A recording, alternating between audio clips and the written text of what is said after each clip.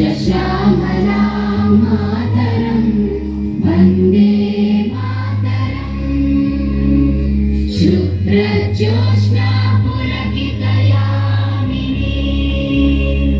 పుల్లకుసుమిత ద్రుమదల శోభినీ సుహాసినీ సుమధుర భాషినీ సుఖదాం వరదాం మాతరం వందే మాతరం వందే మాతరం.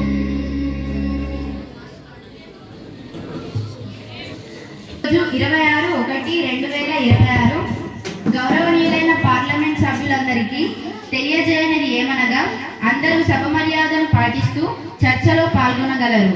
నేటి చర్చ అంశాలు వైద్యం, వ్యవసాయం మరియు విద్య. First question. అధ్యక్ష, గ్రామీణ ప్రాంతాల ప్రజలు ఎన్నో ఆరోగ్య సమస్యలు ఎదుర్కొంటున్నారు. ప్రభుత్వం చేపడుతున్న చర్యలేమిటి?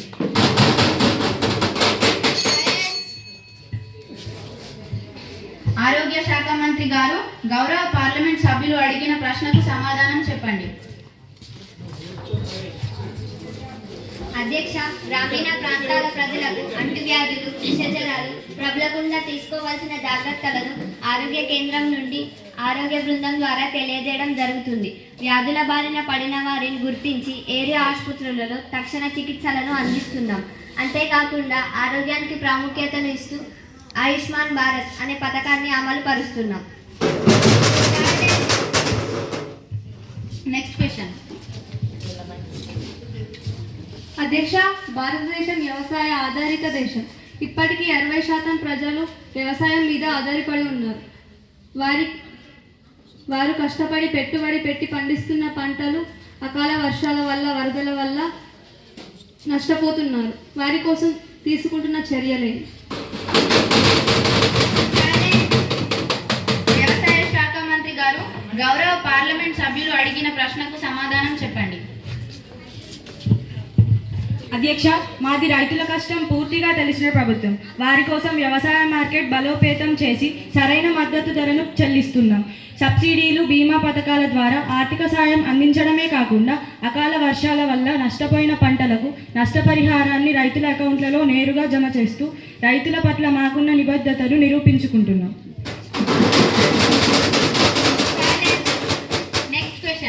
అధ్యక్ష, గ్రామీణ ప్రాంతాలలో డిజిటల్ లిటరసీకై తీసుకుంటున్న చొరవలు ఏమిటి? వైద్య శాఖ మంత్రి గారు గౌరవ పార్లమెంట్ సభ్యులు అడిగిన ప్రశ్నకు సమాధానం చెప్పండి. అధ్యక్ష, గ్రామీణ ప్రాంతాలలో డిజిటల్ లిటరసీ మెరుగుదలకై ప్రభుత్వం డిజిటల్ ఇండియా మరియు PM ఈ-విద్య కార్యక్రమాలను ప్రవేశపెట్టడం జరిగింది. Next question.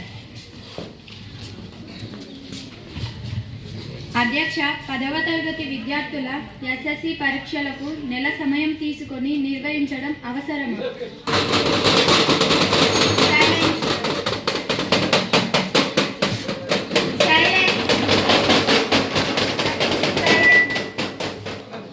విద్యాశాఖ మంత్రి గారు గౌరవ పార్లమెంట్ సభ్యులు అడిగిన ప్రశ్నకు సమాధానం చెప్పండి.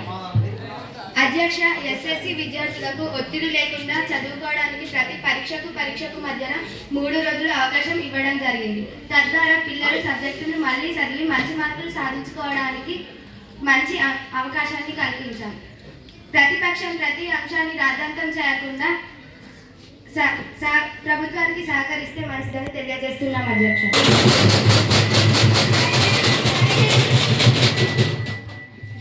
Next question. అధ్యక్ష, 2025 సంవత్సరాలు బోధన అనుభవం ఉన్న ప్రభుత్వ ఉపాధ్యాయులకు టెక్ నిర్వహించడం అవసరమా? ఇది వారిని అవమానించినట్టు కాదా? అధ్యక్ష, వారికి టెక్ నుండి మినహాయింపు ఇవ్వాలి అని డిమాండ్ చేస్తున్నాం.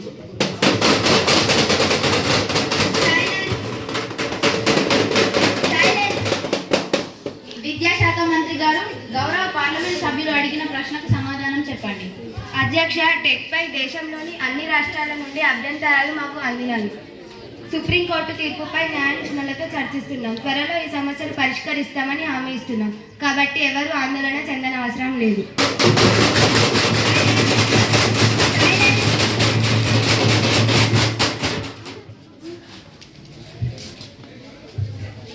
అధ్యక్ష, విద్యాశాఖ మంత్రి గారి సమాధానం మాకు సంతృప్తికరంగా లేదు. సమస్య చాలా జటిలమైనది కాబట్టి తక్షణమే ప్రధానమంత్రి గారు పార్లమెంట్లో టెట్ రద్దు చేస్తామని ప్రకటించాలని మేము డిమాండ్ చేస్తున్నాం.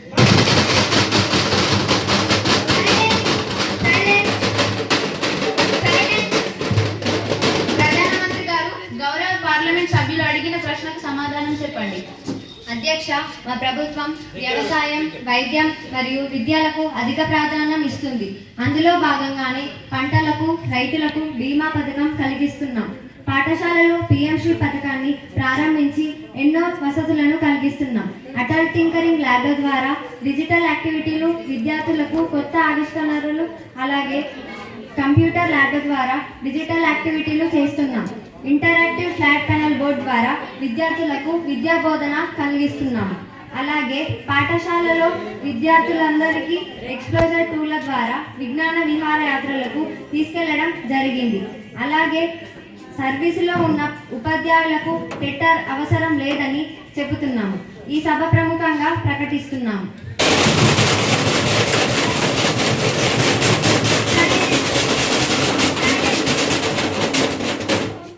పార్లమెంట్ సభ్యులందరూ చర్చలో పాల్గొన్నందుకు అందరికీ ధన్యవాదాలు. ఇంతటితో శీతాకాల సమావేశాలు ముగిసినవి.